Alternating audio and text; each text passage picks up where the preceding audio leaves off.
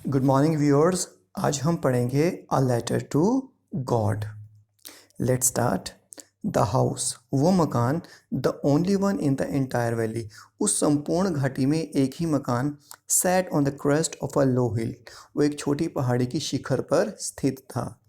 From this height, one could see the river and the field of ripe corn, dotted with the flowers that always promised a good harvest. कोई भी उस ऊंचाई से नदी और पके हुए अनाज के उन खेतों को देख सकता था जो उन फूलों से भरा हुआ था, जो हमेशा एक बढ़िया फसल का भरोसा देते थे। The only thing the earth needed was a downpour और एट लीस्ट अ शावर। सिर्फ एक चीज़ जिसकी ज़मीन को ज़रूरत थी वो थी मूसलाधार बारिश या फिर हल्की सी बारिश। Through out the morning Lencho, who knew his fields intimately, सारी सुबह लेंचो जो कि अपने खेतों को अच्छे से जानता था, had done nothing else but see the sky towards the north east, उसने सारा दिन कुछ भी नहीं किया सिवाय उत्तर पूर्वी दिशा में देखने के। Now we are really going to get some water woman, अब उसने अपनी पत्नी से खुशी से कहा कि अब हमें पानी मिलने वाला है। The woman who was preparing supper, जो औरत वो जो सपर बना रही थी, संध्या का खाना बना रही थी, रिप्लाइड येस गॉड विलिंग, हाँ हम बारिश प्राप्त करेंगे अगर भगवान ने चाहा। The older boys were working in the field, जो बड़े लड़के थे वो खेत में काम कर रहे थे, while the smaller ones were playing near the house, जबकि छोटे लड़के वो घर के आसपास खेल रहे थे। Until the woman call to them all come for dinner, और फिर औरत ने उन सबको बुलाया कि खाने के लिए आ जाओ। It was during the meal that just Lencho had predicted, मतलब खाने के दौरान जैसे कि लेंचो ने भविष्यवाणी की थी, big drops of rain begin to fall, यानी कि पानी की बड़ी बूंदें गिरना शुरू हो गईं। In the north east huge mountains of clouds could be seen approaching, यानी कि उत्तर पूर्व दिशा में पहाड़ों जैसे बड़े बादल आते हुए दिखाई दे रहे थे। The air was fresh and sweet, जो हवा थी वो मधुर थी और सुहावनी थी। The man went out for no other reason than to have the pleasure of feeling the rain on his body, यानी कि वो आदमी यानी कि लेंचो बाहर इस कारण गया क्योंकि वो अपने शरीर पर बरसात के अनुभव का आनंद उठाना चाहता था। And when he return he exclaim, और जब वो वापस आया उसने खुशी से कहा, these aren't rain drops falling from the sky, यानी कि ये पानी की बूंदें नहीं हैं जो आसमान से गिर रही हैं, दे आर न्यू कॉइन्स, वो तो नए सिक्के हैं। The big drops are 10 cent species, जो बड़ी बूंदें हैं वो 10 सेंट्स हैं। And the little ones are 5, और जो छोटी बूंदें हैं वो 5 सेंट्स के सिक्के हैं। With a satisfied expression, he regarded the field of ripe corn with its flowers draped in a curtain of rain. संतुष्टि की भावना के साथ उसने पके अनाज के इसके फूलों के साथ खेत को बरसात की चादर में ढके हुए देखा। But suddenly a strong wind began to blow, लेकिन अचानक से ही तेज़ हवा चलने लगी। And along with the rain very large hail stones began to fall, और इस हवा के साथ और बारिश के साथ ओले पड़ने शुरू हो गए।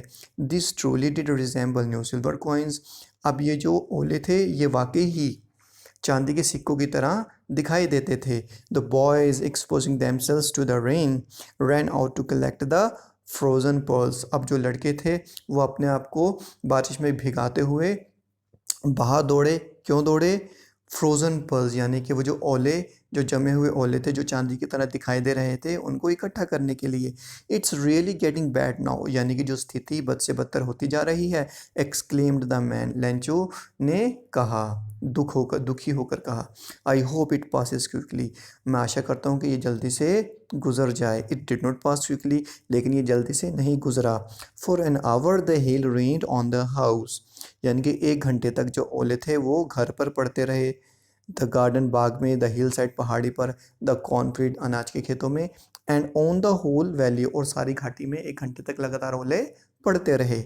The field was white as if covered with salt, यानी कि जो खेत था वो सफ़ेद हो गया, मानो के नमक से ढका हो। Not a leaf remain on the trees, यानी कि पेड़ों पर एक भी पत्ता बाकी नहीं रहा। The corn was totally destroyed, यानी जो अनाज था वो पूरी तरह से बर्बाद हो गया। The flowers were gone from the plants, यानी कि पौधों से जो फूल थे वो पूरे झड़ गए। Lencho soul was filled with sadness, Lencho की आत्मा दुख से भर गई।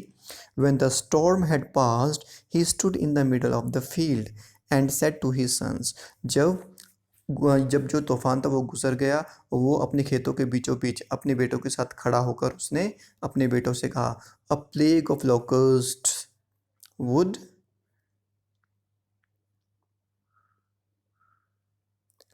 would have left more than this, यानी कि टिड्डियों की उसने अपने यानी कि खेतों के बीचों बीच अपने बेटों से कहा, टिड्डियों की महामारी भी इससे अधिक शेष छोड़ जाती। The hail has left nothing, लेकिन ओलों ने तो कुछ भी नहीं छोड़ा। This year we will have no corn, इस साल हमें कोई फसल नहीं होगी। That night was a sorrowful night, वो रात एक दुख भरी रात थी। All our work for nothing, हमारा सारा परिश्रम बेकार गया। There is no one who can help us, अब कोई भी नहीं है जो हमारी मदद करे। Will all go hungry this year, अब हम सब भूखे रहेंगे इस साल। But in the hearts of all who lived in that solitary house in the middle of the valley, there was a single hope, help from God. मगर उन सब के दिलों में जो घाटी के उस एकमात्र घर में रहते थे, एक आशा थी। वो क्या आशा थी? भगवान से सहायता। डोंट बी सो अपसेट, नाराज़ होने की ज़रूरत नहीं है, उदास होने की ज़रूरत नहीं है। Even though this seems like a total loss, हालांकि ये बहुत बड़ा नुकसान दिखाई देता है। Remember, no one dies of hunger, याद रखो भूख से कोई नहीं मरता। That's what they say, no one dies of hunger, यही बात लोग कहते हैं कि कोई भी भूख से नहीं मरता। All through the night Lencho thought only one of his, यानी कि सारी रात लेंचो सिर्फ अपनी एक आशा के बारे में सोचता रहा, द हेल्प ऑफ गॉड, यानी कि परमात्मा से मदद। Whose eyes as he had been instructed, यानी कि परमात्मा की आंखें जैसे कि उसको बताया गया था, सी एवरीथिंग, सब कुछ देखती हैं।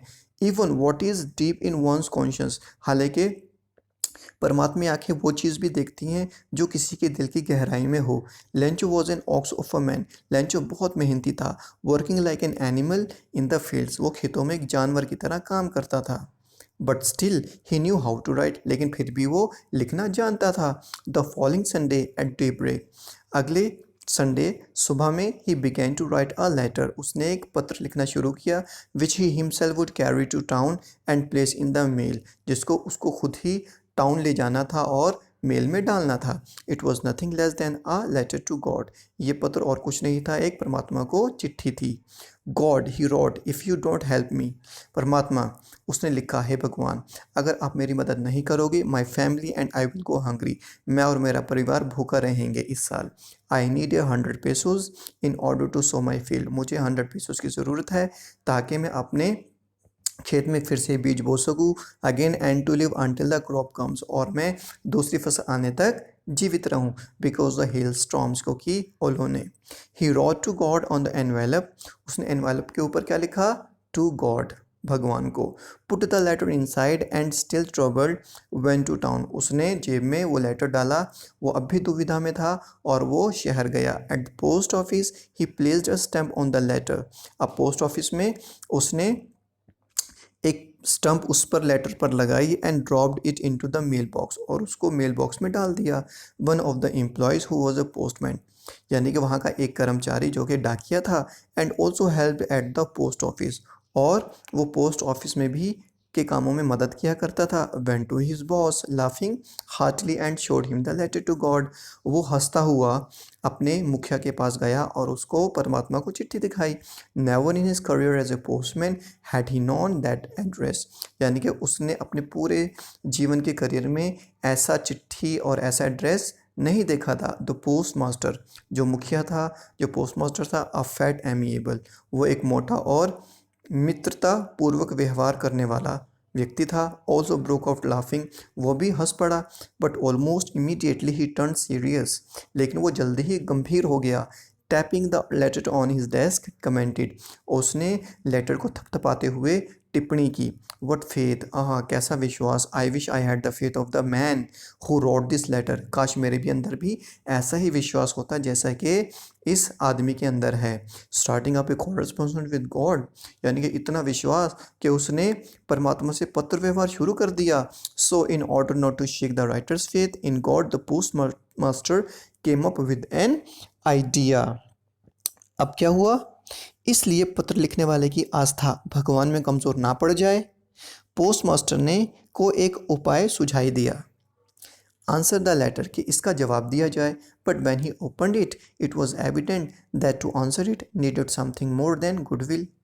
लेकिन जब उसने इस पत्र को खोला तो पता चला कि उसको सांत्वना के अलावा भी बहुत चीज़ों की ज़रूरत है। इंक एंड पेपर, यानी कि इंक और पेपर के अलावा भी बहुत ज़्यादा चीज़ों की ज़रूरत है। वो क्या, but he stuck to his resolution, लेकिन वो अपने निर्णय पर अटल रहा, अडिग रहा। He asked for money from his employees, उसने अपने कर्मचारियों से पैसे मांगे। He himself gave part of his salary, उसने अपनी सैलरी में से, वेतन में से कुछ हिस्सा दिया। And several friends of his were obliged to give something for an act of charity, और खुशी खुशी दूसरे दोस्तों ने भी इस पुण्य के काम में उसकी सहायता की। It was impossible for him to gather together the 100 pesos, लेकिन उसके लिए 100 पीसोज इकट्ठे करना नामुमकिन था। So he was able to send the farmer only a little more than half, इसलिए वो उस किसान को आधे से कुछ ज़्यादा ही भेज पाया। He put the money in an envelope address to Lencho, अब उसने उस पत्र के ऊपर लेंचो का पता लिखा और उसमें लिफाफे में पैसे डाल दिए। And with it a letter containing only a single word as a signature, और इसके साथ एक पत्र डाल दिया जिसमें क्या लिखा था, सिर्फ God. The following Sunday, Lencho came a bit earlier than usual to ask if there was a letter for him. अब अगले संडे को लेंचो हमेशा की अपेक्षा कुछ पहले वहाँ अपने पत्र के बारे में पूछने के लिए चला गया। It was a postman himself who handed the letter to him. अब खुद पोस्ट डाकी ने ही उसको वो लेटर थमाया। while the postmaster, जबकि जो पोस्ट मास्टर था, experiencing the contentment of a man who has performed a good deed, looked on from his office, और जबकि पोस्टमास्टर अपने दफ्तर के दरवाजे से झांक रहा था और एक ऐसे आदमी की संतुष्टि का अनुभव कर रहा था जिसने कोई भलाई का काम किया हो। Lencho showed not the slightest surprise on seeing the money, अब लेंचो ने कोई भी हैरानी नहीं दिखाई जब उसने पैसों को देखा। सच वॉज हिज कॉन्फिडेंस, उसका इतना गहरा विश्वास था।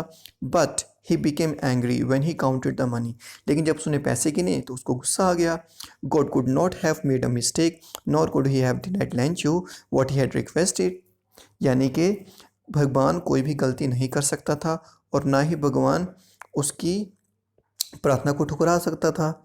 Immediately Lencho went up to the window to ask for a paper and ink, और शीघ्र ही लेंचो खिड़की पर गया पेपर और स्याही लेने। On the public writing table he started to write, और जो राइटिंग टेबल जो पब्लिक के लिए था उसके ऊपर बैठा और उसने लिखना शुरू किया। With much wrinkling of his bro caused by the effort he had to make to express his ideas, अब उसकी भौहें को तैरते हुए यानी कि चढ़ाते हुए जो अपने विचारों की अभिव्यक्ति की उसके प्रयासों का कारण बनी थी, यानी कि उसकी त्योरियां चढ़ गई थीं और वो जब लिख रहा था गुस्से में।